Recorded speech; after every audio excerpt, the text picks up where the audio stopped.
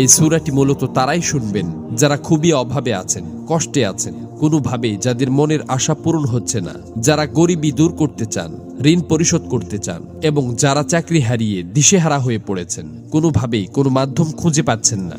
আজকের এই গুরুত্বপূর্ণ সূরাটি শুধুমাত্র তাদের জন্যই। কষ্ট করে সূরাটি আপনারা মনোযোগ দিয়ে প্রথম থেকে শেষ পর্যন্ত শুনুন।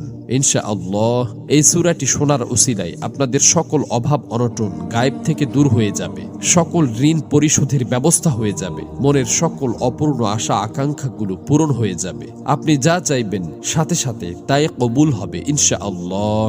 প্রিয় বন্ধুরা, আল্লাহ পাক চাইলে সবকিছুই সম্ভব। এজন্য আল্লাহ তাআলার কোরআন মাজিদের সর্বশ্রেষ্ঠ এই সূরাটি শুনতে শুনতে আপনার মনের সকল নিয়ত, মনোবাসনা ও জীবনের সকল চাওয়াগুলো আল্লাহ তাআলার কাছে মনে মনে দোয়ার মাধ্যমে তুলে ধরবেন। আল্লাহ চান তো মুহূর্তেই আপনার জীবনটা পরিবর্তন হয়ে যাবে।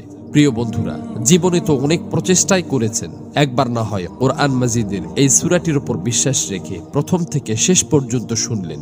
এই সূরাটি শোনার পর আপনি নিজেই বাধ্য হবেন আমার জন্য দোয়া করতে। এই সূরাটি এখন পর্যন্ত লক্ষ লক্ষ কোটি কোটি মানুষ শুনেছে এবং সকলের ভাগ্য অলৌকিকভাবে পরিবর্তন হয়ে গেছে। আমার কথা বিশ্বাস হচ্ছে না? তাহলে সূরাটি একবার শুনেই দেখুন। এই সূরাটি মূলত কোরআন মাজিদের অন্যতম গুরুত্বপূর্ণ ও পাওয়ারফুল একটি সূরা। সূরাটি এ পর্যন্ত যতজন শুনেছে ততজনের সকল নিয়ত আল্লাহ তাআলা পূরণ করে দিয়েছেন। মনের ইচ্ছা পূরণের জন্য এই সূরাটি সর্বশ্রেষ্ঠ সূরা। আমি শুধু মুখেই বলছি না, সূরাটি শোনার পর আপনারা নিজেরাই প্রমাণ দেখতে পাবেন। এজন্য কোরআন মাজিদের উপর বিশ্বাস রেখে দ্রুত সূরাটি একবার শুনে নিন।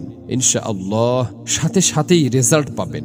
মহান আল্লাহর কাছে দোয়া করি, হে আল্লাহ, যারা যে নিয়তে যে উদ্দেশ্যে এই সূরাটি সম্পূর্ণ শুনেছে এবং শুনবে, আপনি তাদের জীবনের সকল উদ্দেশ্য এবং মনের সকল আশা আকাঙ্ক্ষা গায়েব থেকে পূরণ করে দিন। আমিন। কমেন্ট বক্সে আপনিও আমিন লিখে উন্মুক্ত দোয়ায় শরীক থাকুন, কেননা কে জানে যে কার মুখ থেকে বলা আমিন কখন কবুল হয়ে যায়। তো চলুন সূরাটি শুনে নেওয়া যাক। أعوذ بالله من الشيطان الرجيم بسم الله الرحمن الرحيم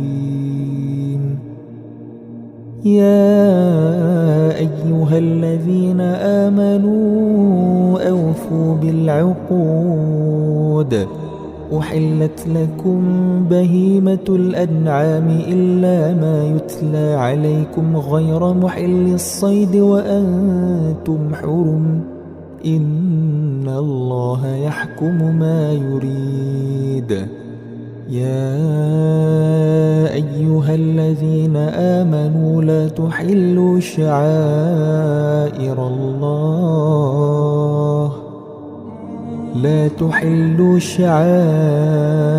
الله ولا الشهر الحرام ولا الهدي ولا القلائد